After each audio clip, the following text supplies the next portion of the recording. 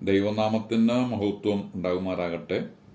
ഇന്ന് വരെ ജൂപ്പാൻ ദൈവം തന്ന ഉപകാരങ്ങൾ ഓർത്ത് സ്തോത്രം ചെയ്യാം. ഞാൻ കുര്യൻ എം ചാക്കോ. ഇലക്ഷന്റെ തീയതി നിശ്ചയിച്ചു. തെരഞ്ഞെടുപ്പ് കമ്മീഷൻ തീയതി പുറത്തുവിട്ടു. പെരുമാറ്റച്ചട്ടം നിലവിൽ വന്നു.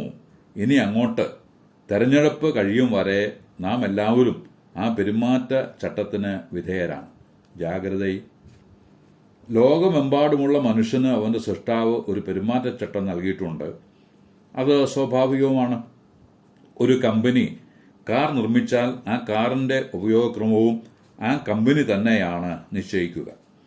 അതേപോലെ ദൈവം സൃഷ്ടിച്ച മനുഷ്യന് ദൈവം തന്നെ ഉപയോഗക്രമവും നിശ്ചയിച്ചിരിക്കുന്നു. അത് ബൈബിളിൽ നിന്ന് വായിച്ച് മനസ്സിലാക്കുവാൻ കഴിയും. അതനുസരിച്ച് ജീവിച്ചാൽ യോഗ്യമായ ജീവിതത്തിന് ഉടമയുമാകാം. ദൈവസഭയ്ക്കും ഒരു പെരുമാറ്റച്ചട്ടമുണ്ട്. ദൈവസഭയിലെ പെരുമാറ്റച്ചട്ടത്തെക്കുറിച്ച് വ്യക്തമാക്കുന്ന പല വേദഭാഗങ്ങൾ ഉണ്ടെങ്കിലും തിമോത്തിയോസിന് എഴുതിയ 1-ാം ലേഖനം 3:15-16 വാക്യങ്ങൾ ശ്രദ്ധിക്കത്തക്കതാണ്.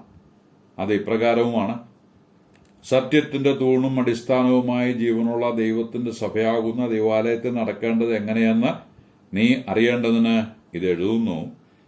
അവൻ ജഡത്തിൽ വെളിപ്പെട്ടു, ആത്മാവിൽ നീതീകരിക്കപ്പെട്ടു, ദൂതന്മാർക്ക് പ്രത്യക്ഷമായി, ജാതികളുടെ ഇടയിൽ പ്രസംഗിക്കപ്പെട്ടു, ലോകത്തിൽ വിശ്വസിക്കപ്പെട്ടു, തേജസ്സിൽ എടുക്കപ്പെട്ടു എന്നിങ്ങനെ ദൈവഭക്തിയുടെ മർമ്മം സമ്മതമാം വണ്ണം വലിയതാകുന്നു. സ്ഥലംസഭയിൽ പെരുമാറേണ്ടത് എങ്ങനെയെന്ന് യുവാവായ തിമോത്തിയോസ് അറിയണം. അതിനുവേണ്ടിയാണ് അപ്പോസ്തലനായ പൗലോസ് ഇത് എഴുതുന്നത്. ഓരോരുത്തർക്ക് ബോധിച്ചതുപോലെ നടക്കുവാനുള്ള ഇടമല്ല സ്ഥലംസഭ. ന്യായാധിപന്മാരുടെ കാലത്ത് അങ്ങനെ നടന്നവരുണ്ടായിരുന്നു എന്ന് വായിക്കുന്നുമുണ്ട്. അങ്ങനെ നടന്നോ ഇടപെട്ടോ ശീലിക്കേണ്ട സ്ഥലമല്ല ദൈവസഭ. അവിടെ ചില മര്യാദകൾ പാലിക്കേണ്ടതുണ്ട്.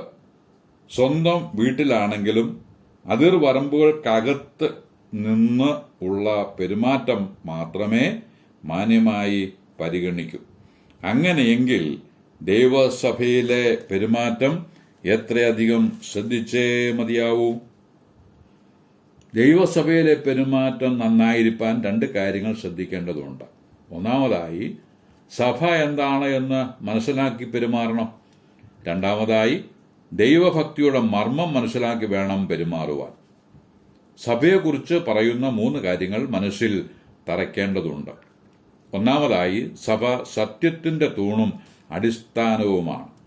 ഒരു കെട്ടിടത്തിന്റെ താങ്ങായും ചില സ്ഥലങ്ങളിൽ പരസ്യങ്ങൾ പതിക്കുവാനുള്ള ഇടവുമായി നിർത്തിയിരിക്കുന്ന തൂണുകളെ കാണാം. തൂണ് അപ്രകാരം വിളംബരം ചെയ്യുവാൻ ഉതകുന്ന ഒന്നാണ്. ദൈവം തന്റെ സത്യത്തെ ലോകത്തെ അറിയിക്കുവാനും അവതരിപ്പിക്കുവാനുമുള്ള മാധ്യമമായി സഭയെ നിർത്തിയിരിക്കുന്നു. നിലവിളക്കിന്റെ സ്ഥാനമാണല്ലോ വെളിപ്പാട് പുസ്തകത്തിൽ സഭയ്ക്കുള്ളത്. ദൈവിക സത്യങ്ങളെ ഉയർത്തി ഉന്നതമായ നിലയിൽ ജനത്തിന് പ്രകാശിപ്പിച്ച് നൽകേണ്ട ചുമതല സഭയ്ക്കാണ് ഉള്ളത്.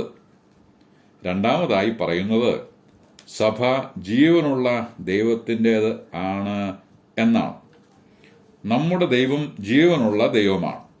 ലോകവും അതിലുള്ളതൊക്കെയും ഉണ്ടാക്കിയവനും സ്വർഗത്തിൻ്റെയും ഭൂമിയുടെയും നാഥനും ധന്യനായ ഏകാധിപതിയും രാജാതിരാജാവും കർത്താതികർത്താവും താൻ മാത്രം അമർത്യത ഉള്ളവനും അടുത്തുകൂടാത്ത വെളിച്ചത്തിൽ വസിക്കുന്നവനും മനുഷ്യരാരും കാണാത്തവനും കാണാൻ കഴിയാത്തവനുമായവൻ ആകുന്നു ദൈവം. എങ്കിലും അവിടുന്ന് നമ്മെ കാണുന്നു. നാം ഈ ലോകത്തിലും സഭയിലും കാണിക്കുന്നതെല്ലാം അവിടുന്ന് കാണുന്നുമുണ്ട്. നമ്മുടെ ആത്മാർത്ഥതയും തിരിച്ചറിയുന്നുണ്ട്. ഭക്തിയുടെ നിലയും നിലവാരവും മനസ്സിലാക്കുന്നും ഉണ്ട്. ആ ദൈവസന്നദ്ധിയിൽ എങ്ങനെ മനുഷ്യനായിരിക്കണമെന്ന് ദാനിയേലിന്റെ പുസ്തകം 6:26 ദാര്യാവേശ് രാജാവ് കൽപ്പന പുറപ്പെടുവിച്ചിരിക്കുന്നതായി വായിക്കുന്നു.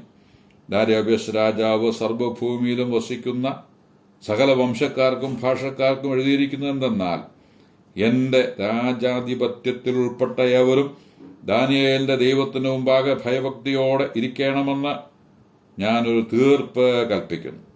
അവൻ ജീവനുള്ള ദൈവവും എന്നേക്കും നിലനിൽക്കുന്നവനും നശിച്ചുപോകാത്ത രാജ്യത്വം ഉള്ളവനും അവന്റെ ആധിപത്യത്തിന് അവസാനം വരാത്തതും ആകുന്നു.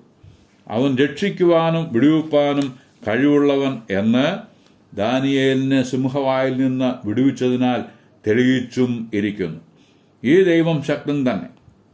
അതിനാൽ അവിശ്വാസമുള്ള ദുഷ്ടഹൃദയം നമുക്കുണ്ടാകാതെ നോക്കണമെന്ന് എബ്രായ ലേഖനം 3:12 പറയുന്നു. ജീവനുള്ള ഈ ദൈവത്തിന്റെ കയ്യിൽ വീണ് നിലവിളിക്കേണ്ടി വന്നാൽ അത് ഭയങ്കരമായിരിക്കുമെന്ന് എബ്രായ ലേഖനം 10:31 പറഞ്ഞിട്ടുണ്ട്. അതിനാൽ ഭയഭക്തി ബഹുമാനത്തോടെ ദൈവസന്നിധിയിൽ ആയിരിക്കാം. മൂന്നാമതായി, സഭ ദൈവത്തിന്റെ ആലയമാണ് എന്ന് പറഞ്ഞിരിക്കുന്നു. നാം കൂടി വരുന്ന ഇടം കൂടി വരുമ്പോൾ ദൈവാലയമാണ്. യേശു കർത്താവ് പറഞ്ഞത് നമ്മുടെ ഓർമ്മയിൽ ഉണ്ടായിരിക്കണം. 2 or 3 പേർ എൻ്റെ നാമത്തിൽ കൂടി വരുന്ന ഇടത്ത് ഞാൻ അവരുടെ നടുവിലുണ്ട് എന്നും ഞാൻ നിങ്ങളോട് പറയുന്നു. ഇത് മത്തായി സുവിശേഷം 18:20 വായിക്കുന്നു. ഈ വചനപ്രകാരം നാം കൂടി വരുമ്പോൾ നമ്മുടെ മധ്യേ ഉലാത്തുന്നവനായി നമ്മുടെ കർത്താവ് ഉണ്ട്. ആ സമയമത്രയും നാം കൂടിയിരിക്കുന്നത് ദേവാലയത്തിലാണ്. ആ ആലയത്തിലെ നാഥൻ ക്രിസ്തുവാണ്. നാം എല്ലാവരും അവിടെയുള്ള മക്കളും. അപ്പനെ ബഹുമാനിക്കാനും അനുസരിപ്പാനും മക്കൾക്ക് കടമയുണ്ട്. എന്നാൽ ബഹുമാനവും ഭക്തിയും അനുസരണവും കുറഞ്ഞുപോയ സമൂഹത്തോട് ദൈവം ചോദിക്കുകയാണ്, മകൻ അപ്പനെയും ദാസൻ യജമാനെയും ബഹുമാനിക്കേണ്ടതല്ലയോ? ഞാൻ അപ്പനെങ്കിൽ എന്നോടുള്ള ബഹുമാനം എവിടെ? ഞാൻ യജമാനെങ്കിൽ എന്നോടുള്ള ഭക്തി എവിടെ? എന്ന് സൈന്യങ്ങളുടെ കർത്താവ് അവിടുത്തെ നാമത്തെ തുച്ഛീകരിക്കുന്നവരോട് ചോദിക്കുന്നു. മലാഖിയുടെ പുസ്തകം 1:6 ഇത് വായിക്കുന്നും ഉണ്ട്.